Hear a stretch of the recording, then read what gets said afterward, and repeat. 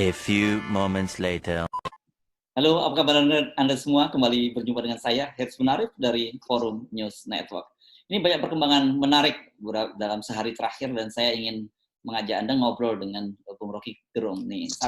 Nah, ini sekarang kelihatannya banyak sekali kalau tadi saya membaca orang-orang yang juga insaf gitu ya dengan Omnibus Law ini, karena banyak sekali pendukung Presiden Jokowi yang selama ini kita kenal sebagai pendukung diehard Presiden Jokowi, kemudian juga ikut memprotes soal Omnibus Law. Tapi yang menjadi pertanyaan saya sebenarnya draft mana yang mereka baca itu?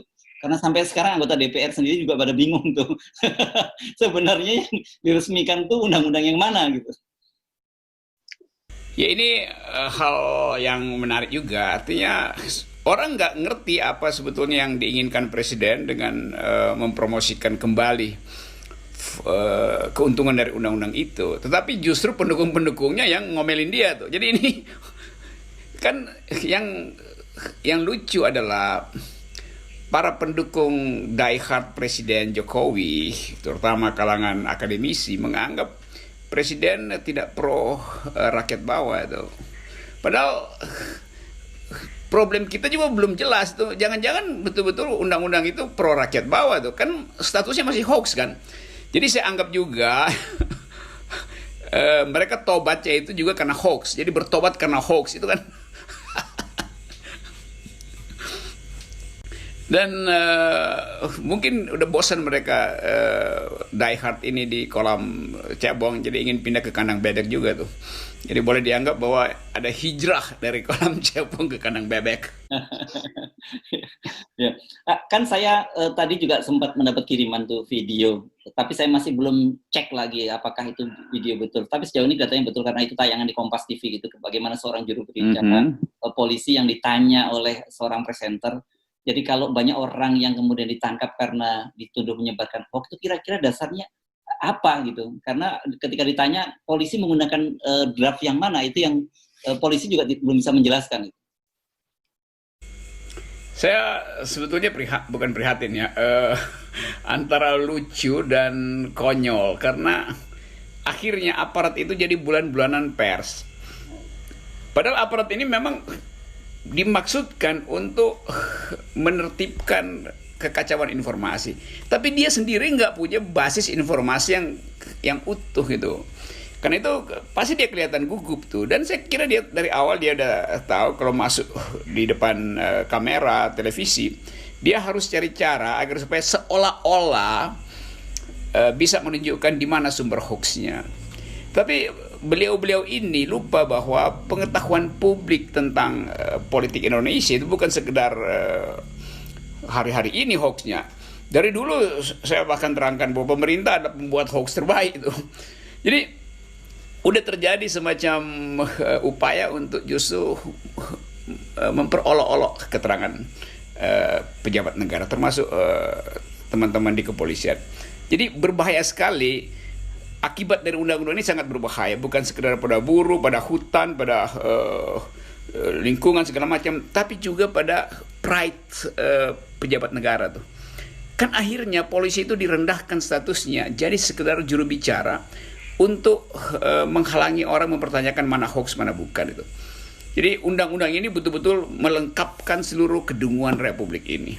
Dan Presiden harus bertanggung jawab karena Presiden memaksakan undang-undang ini keluar dengan akibat sosial psikologi yang panjang sampai saat ini. Termasuk psikologi para pendukungnya yang gamang lalu tiba-tiba berbalik seolah-olah jadi pejuang rakyat gitu. Teman-teman tadi, teman-teman bekas LSM, bekas akademisi segala macam. Ya, kita bisa berempati melihat bagaimana seorang pejabat kepolisian begitu kemudian dia harus bersusah payah berpikir untuk menjawab pertanyaan media ini kan sebenarnya seharusnya dia tidak dalam posisi semacam itu kan? Iya, karena memang saya menganggap dari awal memang hoax itu akhirnya dijadikan diskursus baru oleh negara untuk membuyarkan konsentrasi publik terhadap isi undang-undang itu. Jadi dengan mengatakan hoax maka ada kesempatan untuk menyisipkan kembali kepentingan negara dan kepentingan korporasi di dalam draft itu. Jadi betul-betul ini satu perencanaan yang sempurna, tetapi perencanaannya sempurna, tetapi terbaca lebih awal oleh para kritisi, oleh media massa, oleh pers, bahkan oleh anak STM itu. Nah inilah satu gejala yang selalu kita ingatkan bahwa kekuasaan itu kalau dia mau absolut berbohong, dia mesti jadi otoriter. Nah kalau dia separuh-separuh, begini bolong-bolongnya Tuan. Jadi mending deklarasikan aja bahwa pemerintah ini mau jadi otoriter karena harus mengawal undang-undang yang bolong. Bolongnya undang-undang itu terlihat dari awal, dari sejak perencanaan, cara membuat undang-undang udah keliru, materinya, substansinya disembunyikan tuh. Jadi dari awal perencanaan yang kacau ini menimbulkan rentetan kekacauan di dalam komunikasi politik. Nah, ujungnya yang kena adalah petugas di lapangan yang akhirnya ditertawakan oleh masyarakat. Padahal Pak Polisi itu dari awal dia tidak bermaksud untuk berbohong sebetulnya. Tapi dia harus mengucapkan isi kepala kekuasaan. Padahal dia pelayan rakyat itu, yang harus menerangkan pada rakyat. Nah, makin lama makin banyak orang yang menganggap kalau begitu polisi jadi agen kebohongan juga tuh. Polisi ikut menyebarkan hoax kalau begitu. Nah, dan itu kan berbahaya. Itu kan berbahaya kan? Baru lagi tuh. Ya, sangat berbahaya. Ya, jadi penghormatan terhadap aparat hilang. Nanti aparat kalau dia datang ke kerumunan, nanti anak SMA, anak STM akan bilang nyebar hoax lagi ya. Padahal dia ingin menyadarkan rakyat supaya jangan bergerombol tanpa protokol kesehatan. Kan itu fungsinya sebetulnya kan. Jadi seharusnya kekuasaan atau Pak Polisi ini nggak usah ngomong tentang isi undang-undang itu tuh. Kan dia cuma boleh bicara menertibkan dan menjaga masyarakat. Dia nggak perlu ikut campur di dalam substansi undang-undang karena itu bukan tugas dari polisi untuk menerangkan isi undang-undang, hoax atau bukan, itu berbahaya tuh. Jadi agak aneh polisi ditugaskan untuk menerangkan bahwa undang-undang itu bukan hoax dan yang diterima oleh publik adalah hoax. Ini bahayanya kalau aparat sipil yang diperlengkapi dengan senjata dipakai juga menjadi juru bicara istana. Nah, saya anggap bahwa itu nggak fair karena beban psikologi para polisi di lapangan itu akan bertambah, yaitu berupaya dengan cara yang civilized untuk menertibkan demonstrasi, menjaga keamanan, tapi ada beban tambahan, yaitu dipaksa untuk menerangkan kebohongan pemerintah kan. Saya sebut kebohongan bukan sekedar hoax, karena dari awal nggak ada keterangan yang masuk akal yang bisa dipertanggungjawabkan. Nah, kalau menurut Anda, oke lah, saya tetap menggunakan kata hoax nih yang paling enak karena Anda kan sejak awal menyatakan Oke. hoax terbaik ini di pemerintah. Apakah ini sudah mencapai puncak dari sebuah karya hoaxnya? Ini jadi masterpiece dari hoax pemerintah saat ini. Belum, ini masih berlanjut. Jadi belum hoax yang tertinggi ini. Karena pemerintah masih berupaya untuk membujuk beberapa gubernur, wali kota. Nah, kita mau lihat nanti apakah setelah rapat dengan presiden, gubernur dan wali kota itu berubah pikiran itu. Kan kita lihat gagah berani kan mengatakan menolak undang-undang Omnibus Law ini, mulai dari Jawa Barat, macam-macam gubernur, Kalimantan Barat segala macam. Nah, kita mau lihat kalau setelah ketemu presiden lalu berubah pikiran, nah itu yang kita sebut sebagai hoax tertinggi. Jadi seluruh gubernur ikut di dalam bahasa politik presiden. Artinya ya kita menolak sebetulnya, tapi bohong itu. Jadi saya agak kaget kalau Anda menyatakan bahwa ini belum sebagai masterpiece, karena menurut saya ini udah luar biasa sekali gitu. Karena belum, masih ada yang paling tinggi itu kalau publik akhirnya menemukan bahwa Ridwan Kamil berbohong, bahwa siapa lagi tuh yang pamer-pamer ada Bupati Sukabumi segala macam lah itu yang ada di koran itu kan. Nah, itu baru orang anggap bahwa ternyata bukan cuma presiden pembuat hoax terbaik, tapi seluruh aparat kekuasaan adalah satu orkestrasi, yaitu orkestrasi hoaxer itu. Nah, dengan ketidakjelasan semacam ini, jadi bagaimana posisi kita ya? Apakah kita percaya bahwa sudah ada undang-undang Omnibus Law yang disahkan oleh DPR, atau kita anggap itu tidak pernah ada gitu? Harus dianggap tidak pernah ada, karena dari awal prosedurnya ngaco kan.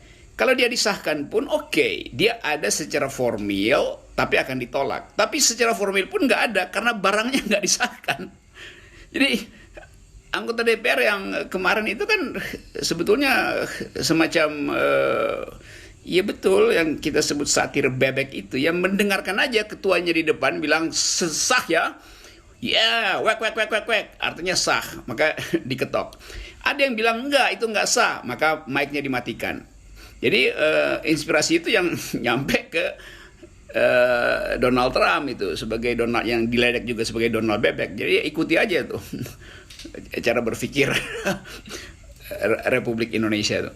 Nah, ini sebetulnya jadi pameran di dunia tuh. Kalau kita dengar teman-teman di luar negeri juga diledek-ledek oleh orang asing bahwa gila tuh matiin mic. Jadi memang jadi viral ke luar negeri itu karena dibuatkan meme. Jadi orang yang nggak ngerti nanti minta tanya ke teman-teman kita di Amerika, di Perancis itu, apa sih maksudnya meme ini, maka diterangkan. Lalu orang ketawa.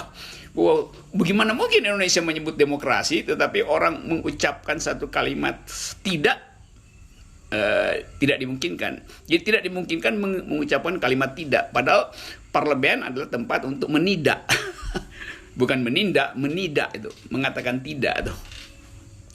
Oke, jadi saya kira saya sepakat mungkin dengan Anda, daripada kita terjebak dan kemudian salah disebut menyebarkan hoax juga, kita sementara menganggap tidak ada sampai itu kemudian terbukti ada gitu ya. Iya, harusnya begitu.